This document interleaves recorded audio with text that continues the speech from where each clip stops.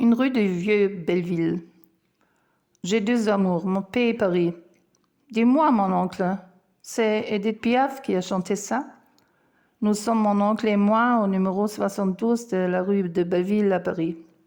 Ici, c'est le 20e arrondissement. De l'autre côté de la rue, le 19e. Et devant nous, 4 marches d'escalier. Une plaque sur le mur avec ces mots. Sur ces marches est née Edith Piaf. Non, répond mon oncle, ce n'est pas elle, c'est Joséphine Baker. Edith Piaf aimait beaucoup Paris. Elle a chanté son amour pour cette ville dans d'autres chansons très célèbres. Sous le ciel de Paris. C'est à celle-là que tu penses? Ah, mon oncle, il sait vraiment beaucoup de choses. En fait, mon oncle n'est pas mon oncle. C'est un vieux ami de la famille, et je l'ai toujours appelé comme ça. Je vais chez lui en vacances chaque été, quand j'étais plus petite. Maman prenait le train avec moi, mais maintenant j'ai 14 ans et je le prends toute seule. J'arrive à la gare du Nord où il m'attend toujours avec un grand sourire. Il m'appelle ma petite, même si j'ai grandi. Sinon, reprend mon oncle, très inspiré quand on lui parle de chansons françaises. Il y a aussi Belleville, Ménilmontant, d'Aristide Bruand, l'homme à l'écharpe rouge qui chantait au cabaret du Chat Noir. Tu as sûrement vu sa tête sur les affiches de Toulouse-Lautrec. Tu sais, dans tous ces magasins pour touristes de Montmartre. Et nous continuons de monter à la rue de Belleville. C'est fatigant. Autrefois, il y avait un funiculaire. Aujourd'hui, quand on se retourne, on voit en bas le centre de Paris et on aperçoit la tour Eiffel très haute au-dessus de toi. N'est-ce pas qu'elle est belle notre tour, ma petite? Puis on arrive chez lui au numéro 105. Derrière la grande porte, quelle surprise! On se croit dans un jardin. Belleville est un vieux quartier ouvrier. Mon oncle m'a expliqué autrefois il y avait des guinguettes, des vignes et il reste encore beaucoup de nature. En avant 1860, Belleville n'était pas dans Paris. Alors, chez mon oncle, j'oublie que je suis dans la capitale. C'est comme la campagne au milieu de la ville. Mon oncle a toujours beaucoup d'idées pour les vacances. Des promenades, des musées, le cinéma, etc. Il vit seul et je suis un peu comme une fille pour lui. Il m'explique des choses sur l'histoire. Il sait que j'aime ça. Et puis, il raconte si bien. Avant de prendre sa retraite, il travaillait comme chauffeur de taxi. Paris, je le connais comme ma poche. Toutes ces rues, de jour comme de nuit. Tu sais, me dit-il fièrement, si tu cherches une rue, demande-moi.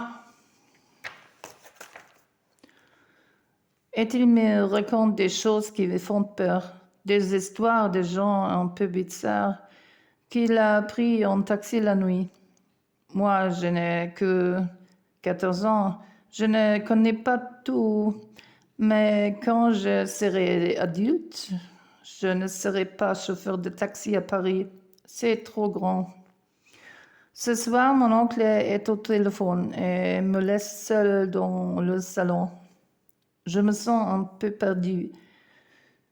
Je pense à mes parents, à mon petit frère, rester avec eux. Mais je lève la tête et je vois la grande bibliothèque remplie de livres. Impossible de m'ennuyer avec tout cela. Je regarde un livre, un deuxième, un troisième. Je ne sais pas lesquels choisir.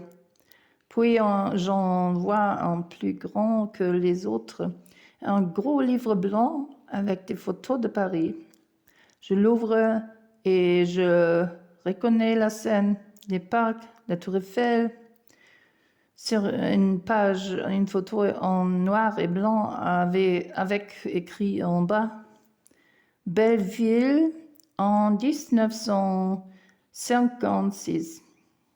Une petite rue en pente avec des escaliers, une rampe de fer au milieu, un lampadaire, des maisons qui m'ont l'air vraiment pauvres, 4 filles qui jouent, qui discutent. Elles sont habillées avec des tabliers comme ma mère quand elle était petite. Et regarde, 3 garçons assis un peu plus bas sur les marches. Mais cette rue, où est-elle? Cet escalier, où est-il? Je n'ai jamais vu cet endroit. Vite, je vais chercher mon oncle et je lui montre la photo. Regarde, c'est à Belleville. C'est joli ce petit escalier. Mais tu sais où c'est? Dis-moi.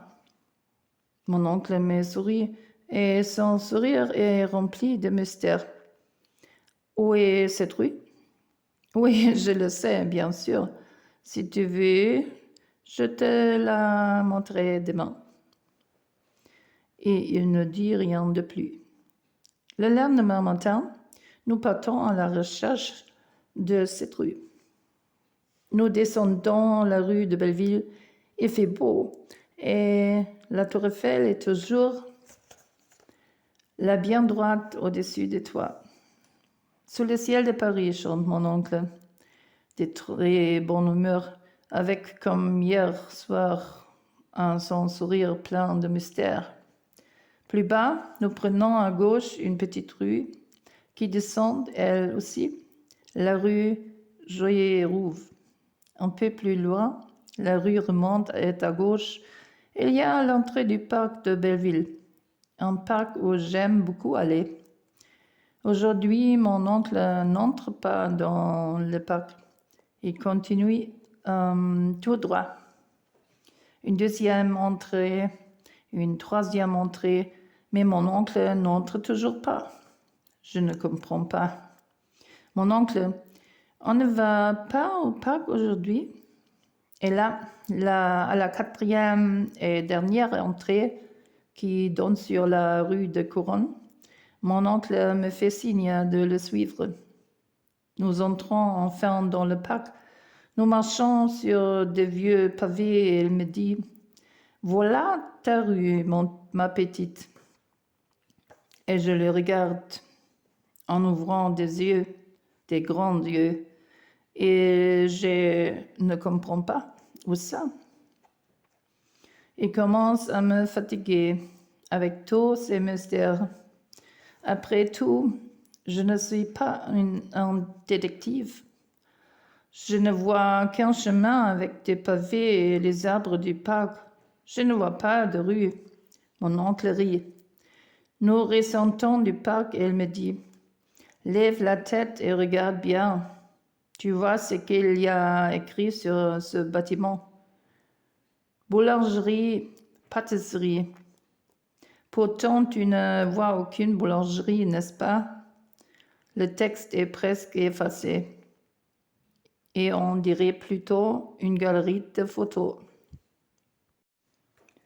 Alors, n'oublie pas ce que tu viens de voir et nous en reparlerons ce soir après dîner.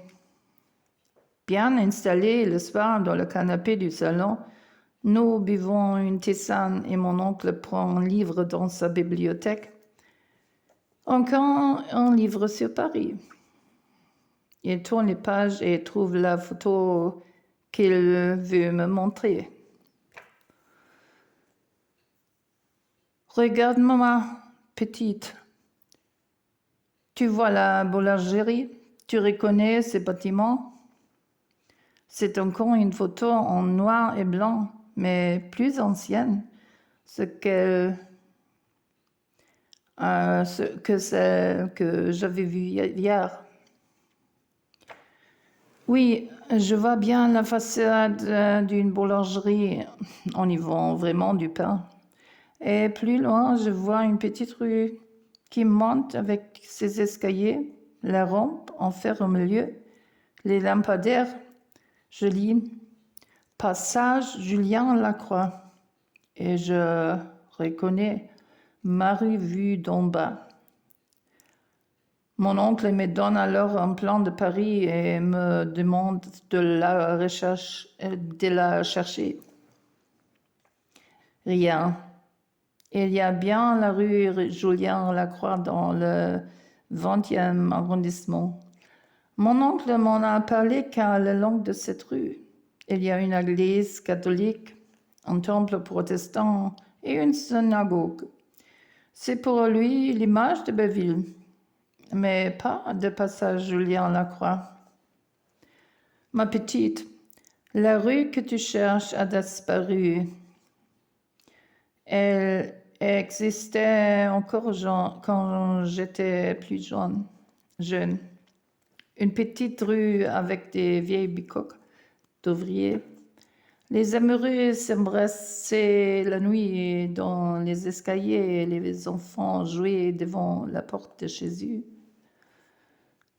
Mon oncle voit moi, air triste et continue. Tu l'aimes bien, le parc de Belleville, dit. Tu aimes y jouer, t'y promener? Eh bien, quand ils ont construit ce parc, ils ont détruit le passage Julien Lacroix et d'autres rues comme la rue Vélin où l'écrivain Georges Perec a vécu enfant. Il ne reste que quelques pavés. Tu es triste? Tu trouves qu'elle était plus jolie, ta rue? Mais il faut bien que Paris respire. Il lui faut des arbres. Alors on doit parfois choisir les vieilles bicoques ou un beau parc tout neuf.